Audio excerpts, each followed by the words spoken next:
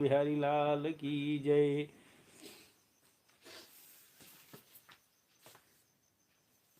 जब तक से भगवान का, ठाकुर जी का आश्रय नहीं होगा तब तक से नैया पार कैसे हो सकती है। देखिए भजन शुरू हुआ, सारे लोग चले गए। मेरे ख्याल से 2 लोग दिख रहे हैं अभी या फिर ये कहें कि यूट्यूब महाराज की यह कृपा है सारे लोग, लेकिन कमेंट अभी केवल एक ही दिख रहा है। जय हो जय हो जय हो, जय सिया राम। @खाना 570 लग रहा है, आ गए हैं। स्वागत, अभिनंदन, वंदन है आपका, सादर प्रणाम है आपको।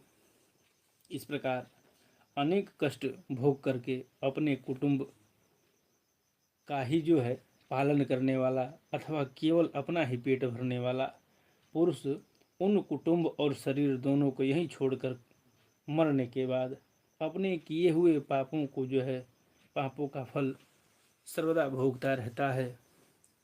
अपने इस शरीर को यहीं छोड़कर, किस शरीर को, यहीं जिस पर उन्होंने देहाभिमान किया था, जिस पर उसको अभिमान था, उसको यही छोड़कर कैसे एकः प्रपद्यते ध्यावन्तं हितवेदं स्वकलेवरं कुशलेतरपाथेयो भूतद्रोहेण यद्भृतम्। इस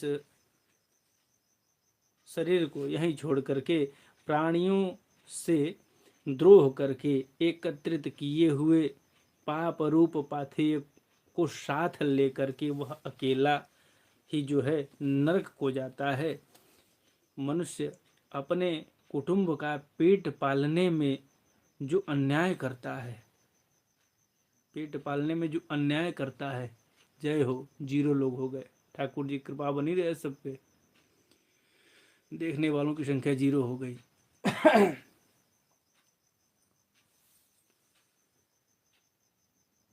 तो पेट पालने में जो अन्याय होता है, पेट पालने में अन्याय का मतलब क्या है? किसी को कम और किसी को ज़्यादा देना। उससे स्नेह है, उससे मोह है तो उसको ज़्यादा देना है, उससे कम लगाव है उसको कम दे देना है, या वो दुष्ट प्रवृत्ति का है उसको कम देना है। मैं बताऊं एक बात मन की आप सबको, यदि कहीं भंडारा हो, यदि कहीं कोई सार्वजनिक स्थल हो, भगवान मंदिर, यत्र तत्र कहीं भी अगर जाएं और प्रसाद बांटने की हिस्सेदारी अगर आपके झोले में आवे तो उसको प्रणाम कर लेना चाहिए कि प्रभु क्षमा करिए, हम प्रसाद नहीं बांट पाएंगे। क्यों नहीं बांट पाएंगे? तो हाथ है, उठता है तो थोड़ा कम थोड़ा बेसी उठता है, और एक बराबर एक मात्रा में यदि प्रसाद देने में कोई अनर्गल कर जाता है, कमो बेच देता है, तो उसके ऊपर ब्रह्महत्या लगता है और हो ही जाएगा।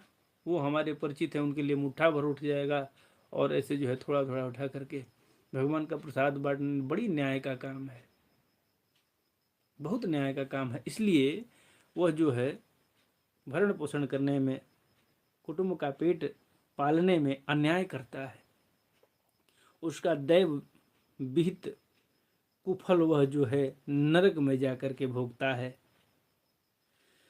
उस समय वह ऐसा व्याकुल होता है मानो उसका सर्वस्व लुट गया हो, अब उसके पास कुछ हो नहीं। इस प्रकार से वो विलाप करता है। जो पुरुष निरी पाप की, जो पुरुष पाप की कमाई से ही जो है अपने परिवार का पालन करने में व्यस्त रहता है, वह अंधतामिश्र नरक को जाता है, अंधतामिश्र नरक में जाकर के गिरता है।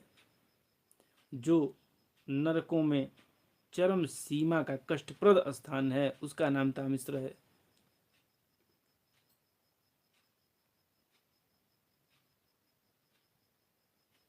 अंधतामिश्र। मनुष्य जन्म मिलने के पूर्व जितनी भी यातनाएं हैं तथा शुकर कुकरादि योनियों में जितने कष्ट हैं, उन सब को जो है क्रम से भोग करके जब वह शुद्ध हो जाता है तो शुद्ध हो जाने पर वह फिर से